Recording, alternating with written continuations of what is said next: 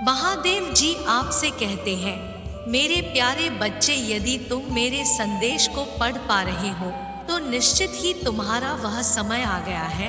अब तुम्हें इंतजार करने की आवश्यकता नहीं है, क्योंकि शीघ्र ही तुम्हारा इंतजार खत्म होने वाला है। जो तुम चाहते हो वह तुम्हें मिलने वाला है। संसार में एक ऐसा समय आता है जब तुम्हारा समय इतना बलवान होता है कि तुम जो चाहते हो वह तुम्हें प्राप्त होने लगता है, क्योंकि वह समय ही चलकर तुम्हें तुम्हारी सोची हुई बात को पूर्ण होने का एक निश्चित समय तुम्हारे करीब ले आता है। इसलिए मेरे बच्चे, अब इंतजार की घड़ियां खत्म हुई। अब वह समय नजदीक है, केवल तुम्हें देखने की कमी है। जैसे ही तुम अपनी आंखें खोलकर इन बातों को पहचानोगे, वैसे ही तुम्हें पता चल जाएगा। इस पर दावा करने के लिए लाइक करें और अपना नाम टाइप करें। महादेव जी आपसे कहते हैं, तुम्हें तुम्हारी मंजिल बहुत करीब दिखाई देगा, क्योंकि मेरे बच्चे, सच है कि कई बार तुम्हारे करीब होते हुए भी मंजिल तुम्हें दिखाई नहीं देता। कई बार जो तुम्हें रास्ता मंजिल पर ले जाता है वह रास्ता भी दिखाई नहीं देता। करीब होते हुए भी तुम्हारी नजर उस पर नहीं पड़ता। जिस प्रकार रास्ते पर पड़े कीमती हीरे को तुम केवल एक पत्थर समझते हो, लेकिन तुम उसे पहचान नहीं पाते, क्योंकि उसके लिए दिव्य दृष्टि की आवश्यकता होती है, और वह दृष्टि केवल उन लोगों के पास होती है जिनके अंदर ईश्वर की दी हुई शक्ति होती है। इसे प्राप्त करने के लिए 888 टाइप करें। महादेव जी आपसे कहते हैं, मेरे बच्चे, वह शक्ति तुम्हारे पास है। निश्चित ही, बस यदि कुछ कमी है तो ध्यान लगाने की, उन संकेतों को समझने की जो तुम्हारे सामने तो है, परंतु तुम उनका आभास नहीं कर पा रहे। इसलिए तुम मेरी बातों को ध्यान पूर्वक सुनो और समझो। मेरे बच्चे, यदि अचानक से कोई भी व्यक्ति आकर तुम्हें कोई रास्ता बताता है जिसे तुमने आज से पहले कभी नहीं सुना था, वह तुम्हें राय दे रहा है और तुम्हारा हृदय उस बात के लिए कहता है कि हाँ, वह राय सही दे रहा है, तो मेरे बच्चे, वही एक ऐसा मार्ग है जो तुम्हारे सामने तो है, लेकिन तुम उस पर चल नहीं रहे हो, क्योंकि तुम्हारा हृदय बोल तो रहा है कि यह सही रास्ता है, लेकिन तुम्हारा मन कहता है कि नहीं, तुम इस रास्ते पर नहीं चल सकते, तुम चल नहीं पाओगे।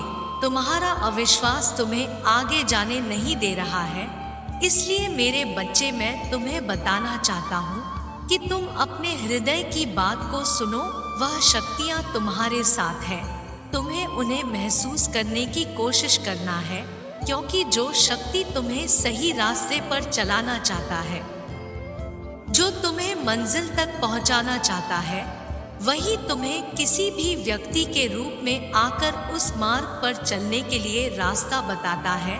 यदि तुम फिर भी अविश्वास करके उसकी बातों को नहीं सुनते, तो मेरे बच्चे, तुम्हें जीवन में आगे कई मोड़ ऐसे आएंगे जहां पर तुम्हें बहुत ज्यादा पछतावा होगा, क्योंकि मैं प्रकृति की सहायता से ही तुम्हारी मदद करता हूँ।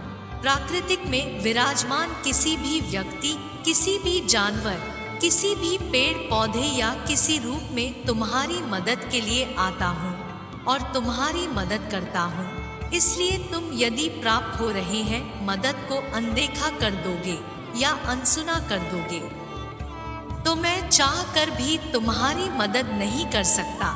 और अगर तुम मेरी बातों को अपनाओगे तो तुम्हारा सभी काम बनते चले जाएंगे और इस काम को दुनिया देखेगी।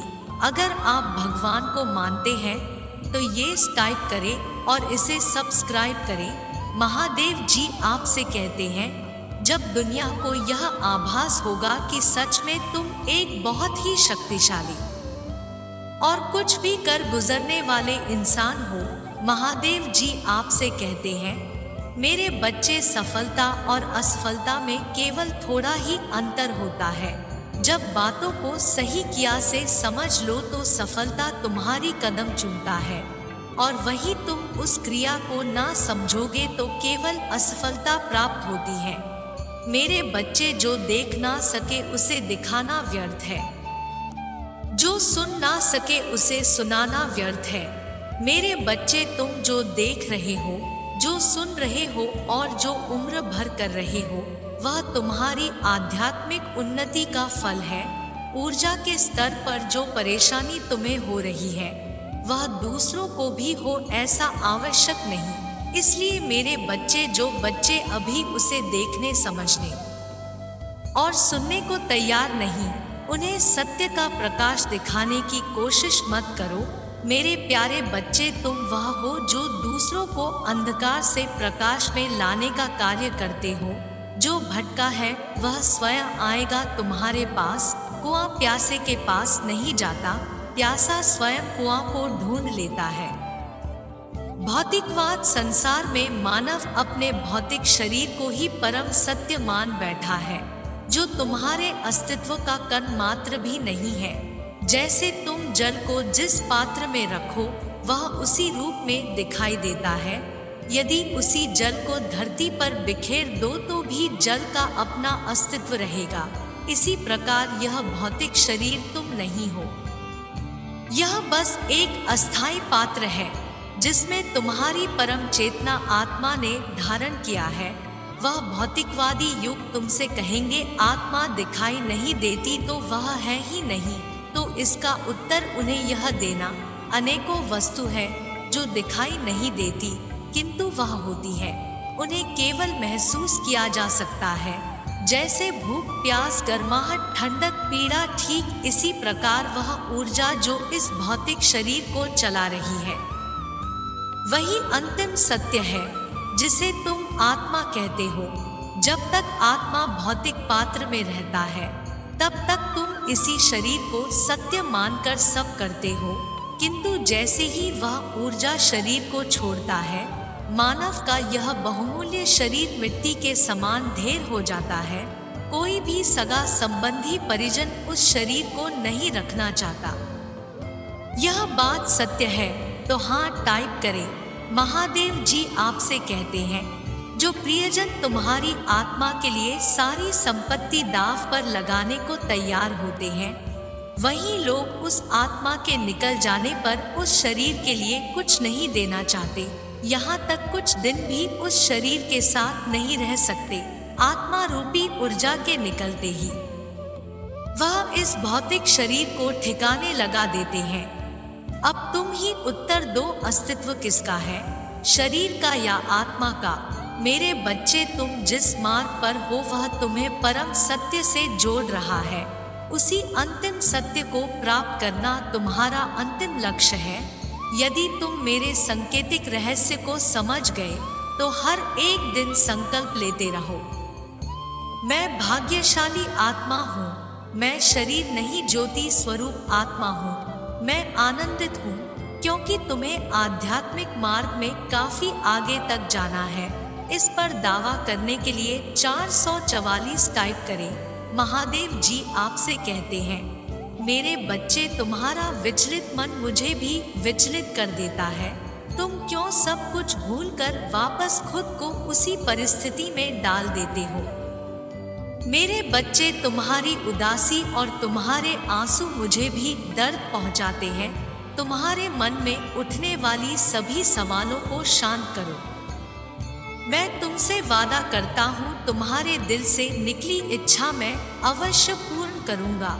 बस सबसे पहले पूरी ईमानदारी से इच्छा के बारे में सोच लेना। मंजिल पाने की चाह में सफर को मनचाहा मत करो।